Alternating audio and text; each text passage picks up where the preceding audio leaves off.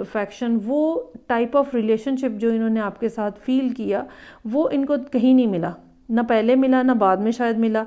तो ये अभी तक आपके ऊपर जो है वो अटके हुए हैं और ये ना आपको छोड़ के आगे जा पा रहे हैं और ना आपकी तरफ आने की पोजीशन में है समहाउ।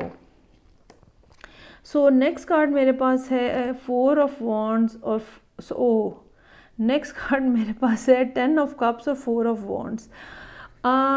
आप इनके लिए क्या हैं? आप इनके लिए 10 ऑफ कप्स हैं।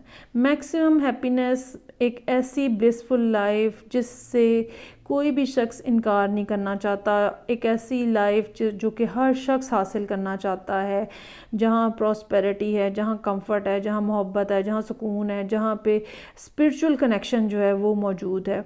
और ये एक ऐसा कनेक्शन आपके साथ बनाना चाहते हैं जो कि ना सिर्फ स्पिरिचुअल है बल्कि ऑन